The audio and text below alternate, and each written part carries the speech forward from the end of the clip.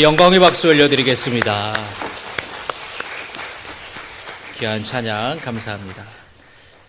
하나님의 말씀은 사도행전 2장 37절에서부터 47절까지입니다.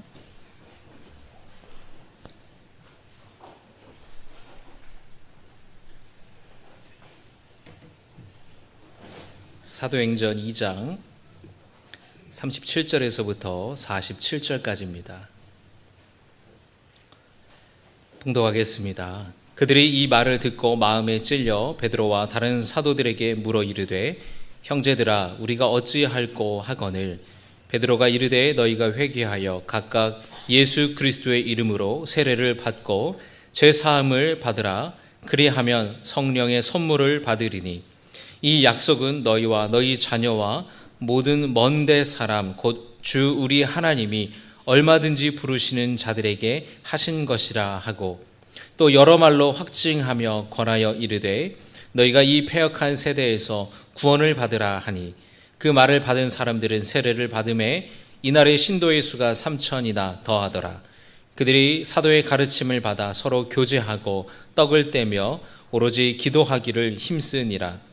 사람마다 두려워하는데 사도들로 말미암아 기사와 표적이 많이 나타나니 믿는 사람이 다 함께 있어 모든 물건을 서로 통용하고 또 재산과 소유를 팔아 각 사람의 필요를 따라 나눠주며 날마다 마음을 같이하여 성전에 모이기를 힘쓰고 집에서 떡을 떼며 기쁨과 순전한 마음으로 음식을 먹고 47절의 말씀 같이 봉독합니다.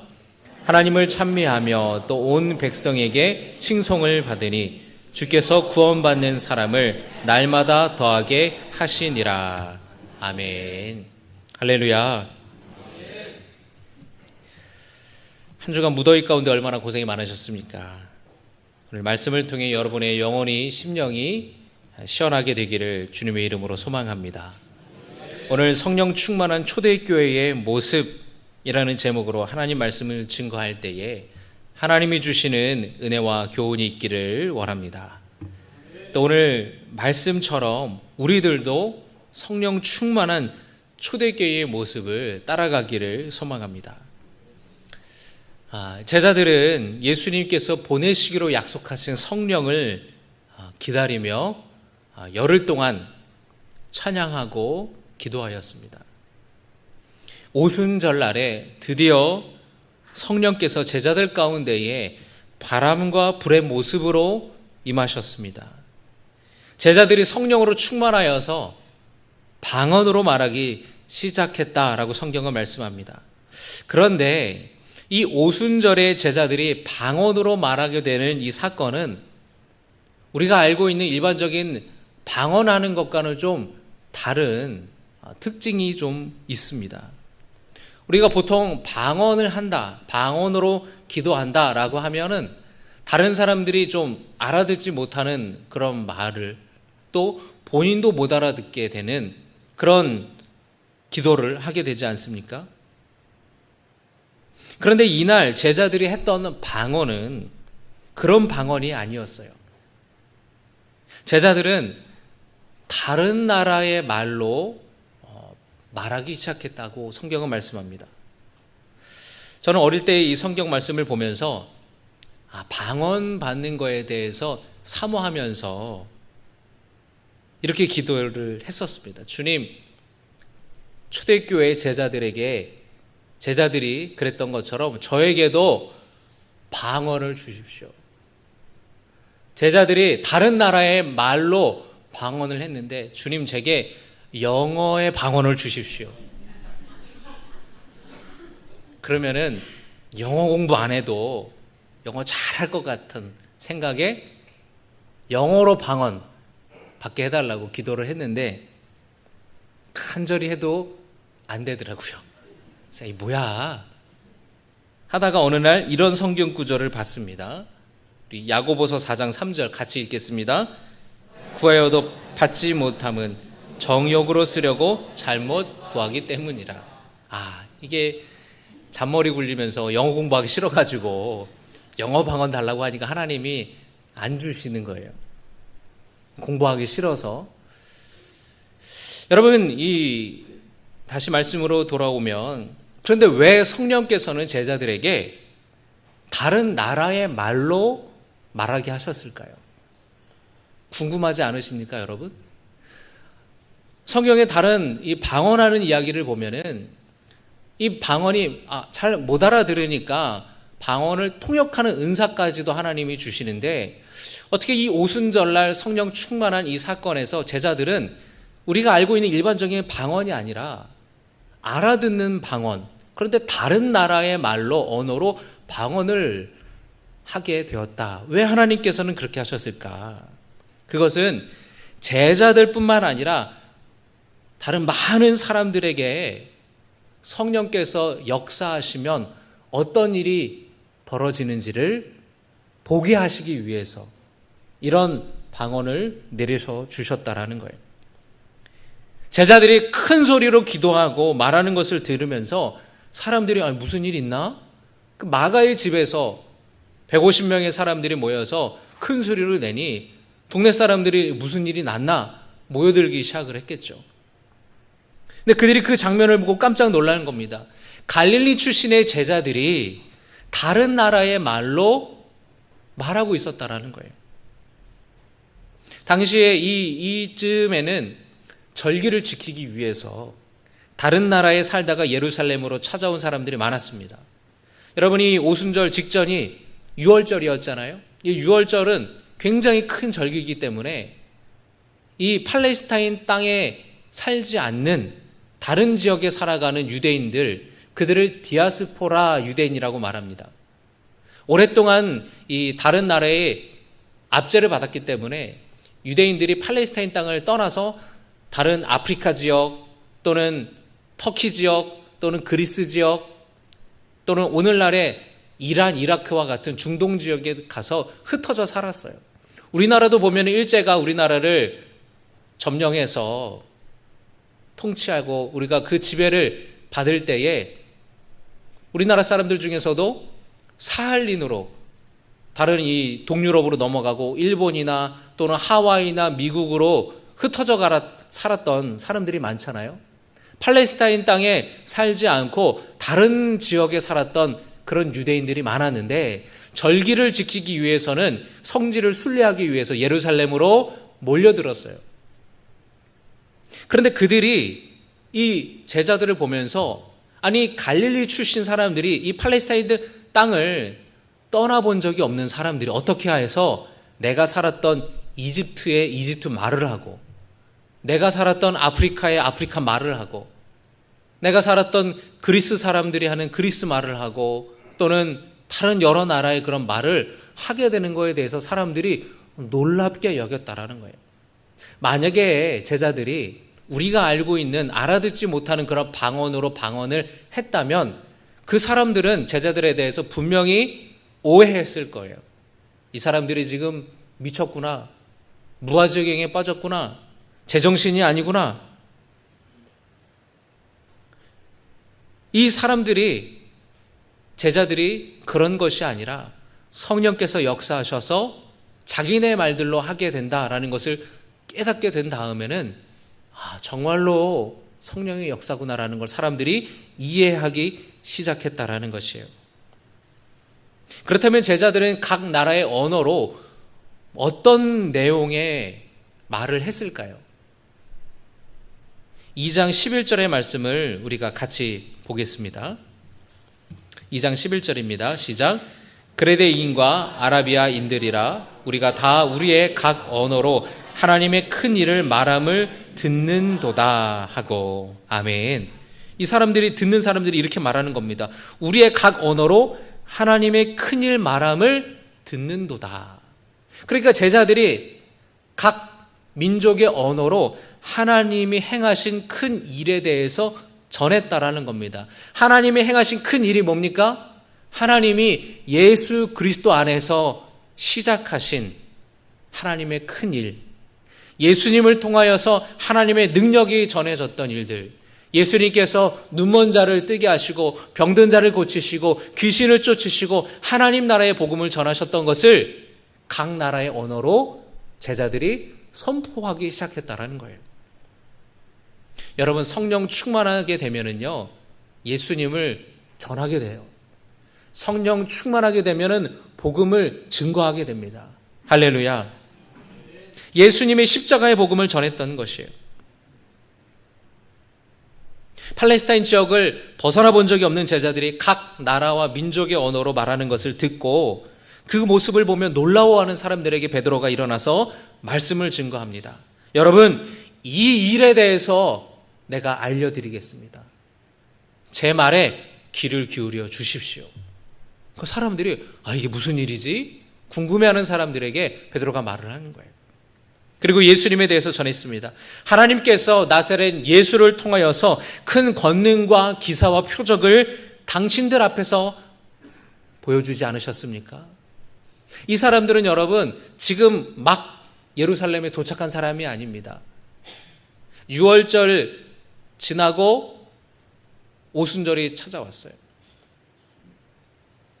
지금 6월절 때부터 지금 한 달 넘게, 2달 넘게 모여있는 사람들이었습니다. 그렇게 절기를 지키러 오기 위해 찾아왔던 사람들도 있었고, 그 디아스포라 유대인들 가운데서는 이제는 말년에, 노년의 때에 고향 땅에서, 우리나라 땅에서 여생을 보내고 싶어서 돌아온 사람들도 있었습니다. 예수님이 예루살렘에 입성하실 때에 호산나, 다윗의 자손으로 오시는 이여 호산나 하면서 예수님을 반겼던 사람들이에요. 예수님의 말씀을 들었던 사람들이에요. 예수님의 기적을 보았던 사람들입니다. 그들에게 베드로가 이렇게 말하는 겁니다. 예수님이 당신들 앞에서 표적과 기사를 나타내지 않았습니까? 하나님께서 예수님을 통하여서 그렇게 하신 겁니다. 당신들이 다 보지 않았습니까? 예수님께서 십자가에 달려 죽으셨지만 죽음에서 다시 살아나셨습니다. 여기 있는 모든 제자들이 그 일의 증인입니다. 그리고 약속하신 성령을 우리에게 부어주셨습니다. 그래서 우리가 성령으로 말미암아 여러분의 말들로 복음을 전할 수 있었던 겁니다. 구약의 선지자 요엘이 말씀하신 바와 같이 하나님께서 당신의 영을 부어주시기로 한 것이 실현된 것입니다. 당신들이 십자가에 못 박은 예수를 하나님께서 주와 그리스도가 되게 하셨습니다. 베드로의 설교를 듣던 사람들이 마음에 찔려 이렇게 말했습니다. 그러면 우리가 어떻게 해야 됩니까? 우리가 어떻게 해야 됩니까? 예루살렘에 예수님 입성하실 때에 예수님을 환호했던 사람들이었어요. 그들에게는 예수님에 대한 소망이 있었습니다. 뭐냐면 예수님이 이스라엘을 로마 제국의 압제에서부터 주권을 되찾는 정치적인 메시아라는 소망이 있었어요. 그런 기대가 있었어요. 그런데 예수님이 붙들려서 끌려가시고 로마 총독에게 신문당하는 걸 보면서 자신의 기대가 완전히 무너져 버리는 겁니다. 그러면서 그 기대가 배신으로, 분노로 뒤바뀌었어요. 유대 종교 지도자들이 미리 곳곳에 심어놨던 사람들이 선동을 하기 시작했습니다. 예수를 십자가에 못 박아라. 예수를 십자가에 못 박아라. 그러니까 그 기대가 실망으로 뒤바뀌었던 군중들도 군중 심리에 인하여서 예수님을 못 박으라고 같이 그렇게 소리쳤던 거예요. 베드로의 설교를 듣고 나서 그들이 마음에 찔리기 시작했다는 겁니다. 내가 그 앞에서 예수를 못 박으라고 나도 소리쳤는데 이제 나는 어떻게 해야 되는가? 이제 나는 어떻게 해야 됩니까? 그때 베드로가 이렇게 말씀합니다. 너희가 회개하여 각각 예수 그리스도의 이름으로 세례를 받고 죄 사함을 받으라. 그리하면 성령을 선물로 받으리니. 이날 베드로의 설교에 은혜를 받고 세례를 받고 그리스도인이 된 사람이 무려 3,000명이나 되었다라고 성경은 말씀합니다. 하나님께서 예수님을 통하여서 행하신 그 십자가의 복음 앞에 진정으로 제대로 서본 사람이라면 자신이 얼마나 큰 죄인이며 내 죄로 인하여서 예수님이 십자가에 못 박이셨다라는 것을 깨닫게 될 것입니다. 지금까지 잘못 살아온 삶을 돌이켜서 하나님께로 향하게 될 것입니다. 헬라어로 죄라는 말은 하마르티아라는 말입니다. 관역에서 벗어나다라는 뜻이에요. 내 삶이 올바로 가야 되는 그 방향에서 벗어난 것을 성경은 죄라고 말합니다. 헬라어로 회개라는 말은 메타노이아라는 말인데 이 말은 되돌아가다라는 뜻이에요. 운전하다가 길을 잘못 들면 여러분 우리가 유턴해서 돌아가지 않습니까? 관역에서 벗어난 죄된 삶이 올바른 삶으로 방향을 돌려서 되돌아가는 것, 그것이 바로 회개라는 것입니다. 여러분, 모든 사람은 다 죽게 되어 있어요. 여기에 있는 우리 모두는 언젠가는 죽게 되어 있습니다. 그걸 부정할 수 있는 사람은 아무도 없으실 겁니다. 그런데 우리가 이 땅을 살아가다가 죽음을 맞이하게 되잖아요. 그런데 그것이 끝이 아니라는 거예요. 우리는 하나님 앞에 서게 됩니다. 그리고 하나님께서 심판을 받게 될 터인데 그 앞에 모든 것이 밝혀지게 될 텐데 하나님의 나라에는 오직 의인만 들어갈 수가 있습니다. 하나님은 공의로우신 분이기 때문에 죄인은 들어갈 수가 없습니다. 오직 의인만 들어갈 수가 있어요. 하나님 앞에서 자신이 죄인이 아니라고 말할 수 있는 사람은 아무도 없을 것입니다. 우리는 행동으로 죄를 짓지만 마음과 생각으로도 우리는 죄를 짓지 않습니까? 많은 사람들에게 당신이 만약에 투명인간이 된다면 뭘 하고 싶으십니까? 그런 10중 8구 많은 사람들이 은행을 털겠다라고 이야기를 해요. 왜 지금은 은행을 못 털죠? 붙잡혀가니까요. 투명인간이라는 상황과 조건이 돼서 붙잡히지 않게 되면은 은행을 턴다라고 사람들은 말하는 겁니다. 다시 말하면 우리는 상황과 조건이 안 돼서 못할 뿐이지 상황과 조건이 되면 얼마든지 죄를 짓는 존재가 바로 우리라는 존재라는 거예요. 군대에서 2등병 때는 하지 않는 행동을 고참이 되면 합니다. 후임병들을 괴롭혀요. 못살게 굴어요. 자기가 힘이 생기고 짬밥이 생기니까 그런 행동을 하는 거예요. 돈이 없을 때는 착한 것 같은데 부유하게 되자 사람들이 달라져요. 이것이 무엇을 드러내는 겁니까? 인간은 죄인이라는 존재를 드러내는 거예요. 상황과 조건이 맞으면 얼마든지 죄를 지을 수 있는 존재가 바로 사람이라는 존재입니다. 우리는 죄인이기 때문에 하나님의 나라에 들어갈 수가 없습니다. 하지만 우리를 사랑하시는 하나님께서 구원의 길을 예비해 두셨어요. 하나님 나라에 들어갈 수 있는 생명의 길을 준비해 주셨습니다. 하나님께서 이 땅에 인간의 몸으로 오셔서 우리의 죄를 대신하여 십자가에 달려 죽으심으로 죄인인 우리가 치러야 되는 죄값을 주님이 대신 치러주신 거예요. 돈을 주고 노예를 사서 자유를 주는 것을 구속이라고 이야기를 합니다. 주님이 우리를 구속하신 거예요. 우리는 죄의 노예였습니다. 사망의 노예였어요. 우리는 죽을 수밖에 없는 존재입니다. 그런데 주님께서 스스로 죽으심으로 말미암아 값비싼 대가를 지불하심으로 우리를 죄에서 사망에서 자유하게 하셨어요. 그래서 우리가 죄인이지만 주님이 그것을 믿는 자들은 죄인이 아닌 의인으로 여겨주신다고 말씀하십니다. 우리의 죄는 주님의 십자가의 은혜로 다 용서받았고, 그리고 은혜를 입어서 주님의 나라에 의인으로 여겨주심을 받으며 들어갈 수 있게 되었다라는 거예요. 주님은 그 길을 우리를 위해서 스스로 죽으심으로 생명의 길을 허락하여 주신 것입니다. 십자가에 죽으신 예수님은 어찌 보면 나 때문에 죽으신 거라는 거예요. 내가 예수님을 십자가에 못 박게 했다라는 겁니다. 그런데 예수님은 뭐라고 말씀하십니까? 그래도 된다라는 거예요. 그러기 위해서 내가 이 땅에 왔다라고 말씀하시는 겁니다.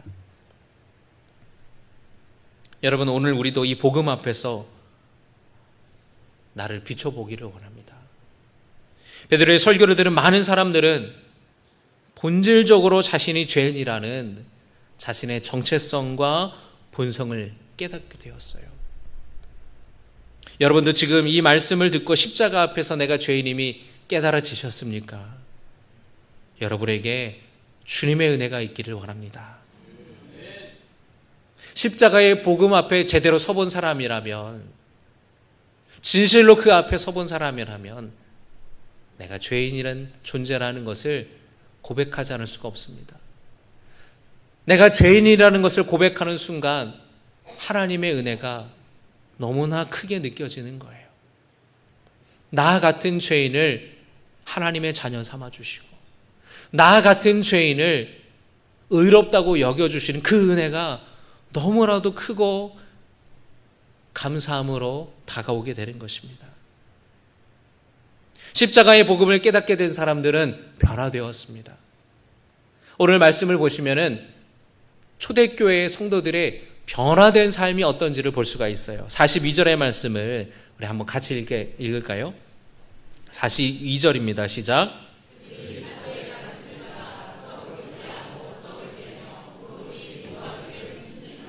아멘. 사도들의 가르침을 받았다고 했습니다. 두 번째로 서로 교제했다 그랬어요. 세 번째로 떡을 떼었다고 했습니다. 네 번째로 기도에 힘썼다. 근데 여러분, 기도에만 힘쓴 것이 아니라 이 네 가지에 다 힘썼다라는 것이에요. 힘썼다라는 말은 헌신했다, 충실히 이행했다라는 의미가 담겨져 있습니다. 자, 여러분, 사도들의 가르침이 뭘까요? 사도들이 뭘 가르쳤겠습니까? 사도들이 예수님과 3년 동안 돌아다니면서 예수님 말씀을 듣고 배우고 예수님이 행하신 놀라운 일들을 그들이 목격했죠. 그 이야기를 전하는 거예요. 왜냐하면 이 초대교회에는 지금 신약 성경이 없어요. 성경이 없어요. 제일 먼저 기록된 성경은 바울의 편지였습니다. 나중에 이 성경이 기록된 겁니다. 교회 공동체가 먼저 세워지고 이후에 예수님에 대해서 전할 필요가 있었기 때문에 사람이 여러분 구두로 전하는 거에는 한계가 있잖아요. 그러니까 제자들이 기록해야 될 필요성을 느끼고 예수님에 대해서 기록했던 거예요. 그래서 마태복음, 마가복음, 누가복음, 요한복음 이 네 개의 복음서가 예수님의 행적을 기록한 책인데 비슷하지만 또 다른 것도 있죠. 왜냐하면 사람들이 한번 생각해 보세요. 여러분, 제가 여러분과 이렇게 2년 동안 21년도 8월에 제가 부임해서 2년 동안 여러분과 함께 신앙생활을 했는데 2년 동안 제가 여러분에게 했던 설교 다 기억하십니까? 기억하는 설교가 다 다를지도 몰라요. 2년 동안 황 목사님이 했던 설교 중에 여러분 은혜가 됐던 게 어떤 게 있어요? 그러면은 사람마다 다 다를 거예요. 그러니까 느끼고 경험하는 게 다르죠. 황인태 목사라는 사람은 어떤 사람이에요? 사람마다 다 다를 거예요, 말하는 게. 예수님을 똑같이 경험했던 제자들도 자기의 어떤 경험 그리고 자기의 생각을 그런 부분들이 이 복음서에 드러나는 거예요. 그리고 이 복음서를 이 문서를 읽고 이 문서를 받게 되는 공동체를 고려하여서 쓴 것입니다. 예를 들면 마태는 유대인이었고요. 이 마태복음을 읽게 되는 독자들이 유대인이었습니다. 유대인들은 예수님을 무시했잖아요. 나사렛 그 촌뜨기에서 촌놈이네 무시하고. 그런데 그렇지 않다라는 겁니다. 마태는 예수님이 뼈대 있는 집안의 출신이다. 다윗의 자손이다. 그래서 마태복음에 여러분 1장에 뭘로 시작합니까? 족보로 시작하잖아요. 뼈대 있는 집안이라는 것을 이 유대인들에게 논리적으로 설명하기 위해서 처음에 족보가 이렇게 쭉 나오는 겁니다. 여러분, 이 사도들이 예수님이 말씀하신 것, 예수님이 행하신 일들에 대해서 성도들을 가르쳤어요. 그게 사도들의 가르침이고 구약 성경의 말씀도 가르쳤고요. 그리고 성도로서 어떻게 살아가야 되는지에 대해서도 가르쳤습니다. 또 두 번째로 변화받은 성도들은 함께 서로 교제했다라는 것입니다. 한번 같이 읽겠습니다. 서로 교제했다. 코이노니아라는 말입니다. 헬라어로. 그런데 이 말은 단순히 친교 모임을 가리키는 것이 아니에요. 나누고 베푸는, 서로를 돌보는 그런 친밀한 신뢰 관계를 말하는 것이에요. 하나님과 영적인 교제를 나누고, 그리고 성도들과 영적인 교제를 나누고, 그리고 나누어주고 베풀어 주었다라는 것입니다. 여러분 44절과 45절의 말씀을 보시면 믿는 사람이 다 함께 있어 모든 물건을 서로 통용하고 또 재산과 소유를 팔아 각 사람의 필요를 따라 나눠주었다라고 말합니다. 이게 진정한 코이노니아라는 거예요. 그냥 서로 밥 먹고 차 마시고 하하호호 그게 아니고 믿음으로 신뢰 안에서 하나 되어서 성도들 가운데 누가 어려움이 있으면 나의 것을 기꺼이 나눠주는 공동체였다라는 것이에요.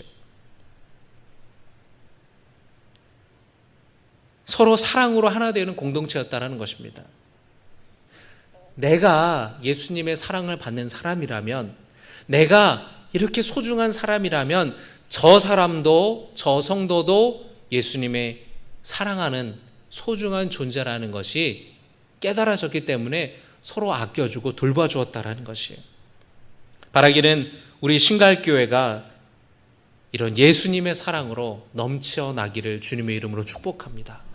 서로 아껴주고 베풀어주고 어려운 일이 있으면 함께하고 도와주고 함께 웃고 함께 우는 그런 믿음의 공동체가 되었으면 좋겠어요. 세 번째로 초대교회는 함께 떡을 떼었습니다. 46절의 하반절의 말씀을 보면은 집에서 떡을 떼며 기쁨과 순전한 마음으로 음식을 먹고 라고 되어 있죠. 여러분 단순히 밥 먹었다는 이야기가 아니고요. 예수님께서 십자가에 돌아가시기 전에 제자들과 함께 떡을 떼어 먹고 포도주를 나눠 마시면서 말씀하셨습니다. 이것을 먹을 때마다 마실 때마다 나를 기억하고 기념하여라. 사도들과 초대교회 성도들은 모일 때마다 성찬식을 가졌어요. 오늘날과는 다르게 당시에는 밥 먹는 것 가운데에 성찬식도 함께 했습니다. 그래서 떡을 떼었다라는 것은 단순히 모여서 밥 해먹었다는 소리가 아니라 함께 식사도 하지만 그 안에서 늘 모일 때마다 함께 성찬을 나누며 주님을 기억하고 주님을 기념했다라는 것이에요. 또 여러분이 초대교회 공동체는 어떤 공동체였느냐? 따라합니다. 기도하는 공동체였다. 기도하는 공동체였다라는 겁니다. 오로지 기도에 힘쓰니라. 그런데 이 기도는 나 개인의 문제를 해결하기 위해서 혼자 기도하는 것이 아니라 함께 모여 기도했다라는 겁니다. 오늘 여러분 말씀을 보면은 함께 했다, 같이 했다 이런 말씀들이 많이 나와요. 46절에 날마다 마음을 같이하여 성전에 모이기를 힘썼다. 성전에 모여서 하나님을 예배하고 찬양하고 기도하는 데 힘썼다라는 것입니다. 야고보서 5장 16절의 말씀에는 중보기도하는 모습이 나와요. 그러므로 너희 죄를 서로 고백하며 병이 낫기를 위하여 서로 기도하라. 의인의 간구는 역사하는 힘이 큼이니라. 여러분, 서로가 서로를 위해 기도해 줄 때에 하나님이 그 기도를 들으시고 응답해 주십니다. 나 혼자 기도할 때는 나 혼자 기도하는 것이지만 기도 제목을 나눌 때는 나 혼자가 아닌 함께 기도하게 되는 것이에요. 기도의 힘이 더 커지는 것입니다. 베델 기도회가 바로 그런 중보기도지 않습니까? 여러분 많이 참여하셔서 여러분의 기도 제목 이야기해 주시고 함께 중보기도하며 하나님의 응답을 받는 성도 교회 되시기를 주님의 이름으로 축복합니다. 초대교회는 어떤 교회였느냐? 따라합니다. 칭찬받는 공동체였다. 47절, 우리 마지막 47절의 말씀을 함께 봉독합니다.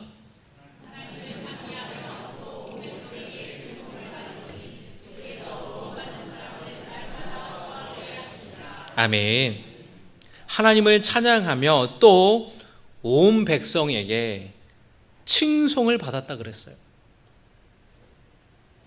초대교회 성도들의 삶이 교회 안에서만 은혜로웠겠습니까? 아닙니다.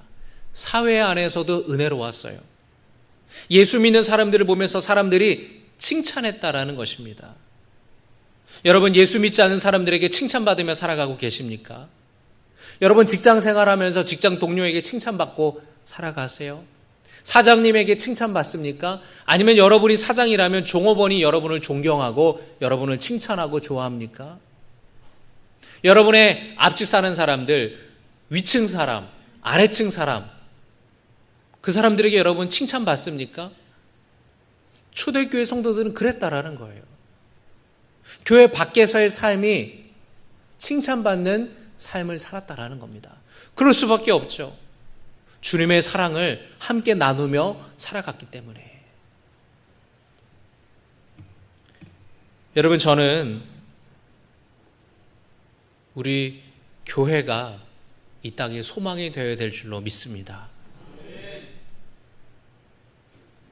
우리 성도들이 이 나라의 소망이 되어야 될 줄로 믿습니다. 세상에 일어나는 일들을 보면서 어떻게 저렇게 끔찍한 일이 일어날 수 있는가? 어떻게 저렇게 무서운 일이 일어날 수 있는가? 사람들은 절망합니다. 그러나 성도들을 보면서 그래, 아직 이 세상은 살만하구나. 그래, 아직 소망이 있구나. 아직 희망이 있구나. 교회를 보면서 그렇게 말할 수 있게 되기를 원합니다. 여러분들 속해 있는 직장과 일터에서, 여러분 살고 있는 그 동네 지역에서 여러분을 보면서 참 저 사람이 있어서 우리 아파트가 너무 좋은 것 같아. 우리 동네가 너무 살기 좋아지는 것 같아. 우리 직장이 정말 다닐 만한 것 같아. 그래서 여러분들이 있는 곳에는 부정적인 거, 비판하고 비난하는 것이 아니라 여러분이 있음으로 인하여서 긍정적으로 바뀌고 할 수 있다라는 이야기가 나오고 거기에 소망이 생기고 기쁨이 생기고 감사가 생길 수 있기를 주님의 이름으로 축복합니다. 여러분으로 인하여서 다른 사람이 복받게 되기를 주님의 이름으로 축복합니다. 우리 함께 말씀을 정리하겠습니다. 초대교회 성도들은 주님 안에서 행복을 누렸어요. 예수님이 십자가에 달려 죽으심으로 말미암아 자신의 모든 죄가 용서함 받았기 때문에 행복했습니다. 나는 보잘것없는 사람인데 하나님의 넘치는 사랑을 받게 된다니 행복하지 않을 수가 없는 거예요. 사랑 안에서 성도들이 서로를 아끼고 돌봐주고 보살펴주니 행복하지 않을 수가 없는 겁니다. 환난과 고난에도 인내하며 기도함으로 하나님의 기도 응답을 받으며 살아가니 행복하지 않을 수가 없는 겁니다. 여러분, 진정한 부흥은 신앙생활하며 주님 안에서 행복해지는 거예요. 그게 여러분 부흥이에요. 내가 신앙생활하면서 행복하면 거기에서부터 부흥이 시작되는 것이에요. 사람들이 묻는 겁니다. 아유, 뭐 이렇게 좋은 일이 있어? 뭐 로또 됐어? 아유, 로또 됐죠. 내가 예수 믿고 구원받는 게 로또 된 것보다 더 잘 된 거예요. 아니, 뭐 이렇게 행복하세요? 아니, 어떻게 그렇게 매사에 긍정적일 수가 있어요? 어떻게 그렇게 매사에 그렇게 사람이 마음이 그렇게 온유할 수가 있어요? 나도 이전에는 안 그랬지만 내가 예수님을 믿고 달라졌다고. 그러면 우리가 먼저 예수 안에서 행복을 누리면 다른 사람들이 궁금해해요. 달라진 것에 대해서 궁금해합니다. 알고 싶어해요. 한번 가보고 싶어합니다. 내가 행복할 때의 부흥이 시작되는 거예요. 저와 여러분의 삶이 그러기를 주님의 이름으로 축복합니다. 우리 함께 주신 말씀을 기억하며 함께 찬양하기를 원합니다.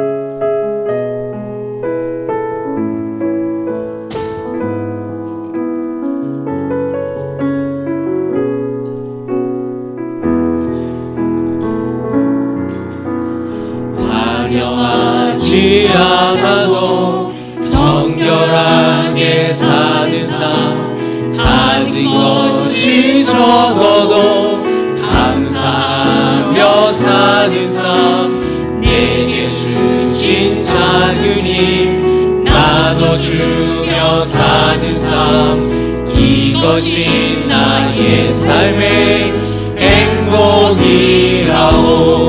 눈물 날 일 많지만 기도할 수 있는 건 억울한 일 많으나 주를 위해 참는 것, 비록 짧은 작은 삶 주 뜻대로 사는 것, 이것이 나의 삶의 우리 자리에서 일어나서 함께 찬양합시다.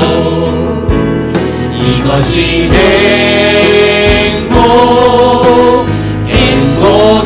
행복이라고. 세상은 알 수 없는 하나님 선물, 이것이 행복이라고. 하나님의 자녀로 살아가는 것, 이것이 행복이라오. 이것이 행복이라오. 이것이 행복이라오. 세상은 알 수 없는 하나님 선물, 이것이 행복이라오. 하나님의 자녀로 살아가는 것, 이것이 행복이라오. 기도하겠습니다. 하나님, 우리는 죄인입니다. 상황과 조건이 되지 않았을 뿐이지, 상황과 조건이 허락된다면 얼마든지 내 안에 일어나는 욕심과 정욕대로 죄짓게 되는 연약한 존재임을 이 시간 고백합니다. 우리는 죽을 수밖에 없고 하나님의 나라에 들어갈 수 없는 절망적인 상황 속에서 주님이 우리에게 길과 진리와 생명 되시는 예수님을 보내주셨습니다. 하나님이 인간의 몸을 스스로 내려오셔서 우리가 죄인으로서 치러야 되는 그 죄의 대가를 스스로 죽으심으로 대신 치러주셔서 그것을 믿는 자는 이제는 죄인이 아닌 의인으로 여겨주시고 하나님 나라에 들어갈 수 있는 길을 열어주심을 감사를 드립니다. 그 하나님의 은혜, 그 하나님의 사랑, 그 하나님의 희생을 받는 우리를 이제는 행복을 누리며 살아가기를 소원합니다. 하나님이 주시는 그 사랑, 하나님이 주시는 그 구원의 은혜를 누리며 살아갈 때에 내 안에 변화가 일어나고 내 안에 부흥이 일어날 줄로 믿습니다. 함께 모이기에 힘써서 하나님을 예배하고 하나님의 말씀을 배우고 또 떡을 떼며 기도하며 친교하며 이 세상에서 칭찬받고 칭송받는 주님의 자녀로 살아가게 하여 주시옵소서. 이제는 우리 주 예수 그리스도의 은혜와 하나님 아버지의 놀라우신 사랑과 우리에게 힘주시는 성령의 능력과 교통하심이 주님 안에서 행복을 누리며 살아가기 원하는 주님의 자녀들 머리 위에 이제부터 영원까지 함께 하시기를 간절히 축원하옵나이다. 아멘.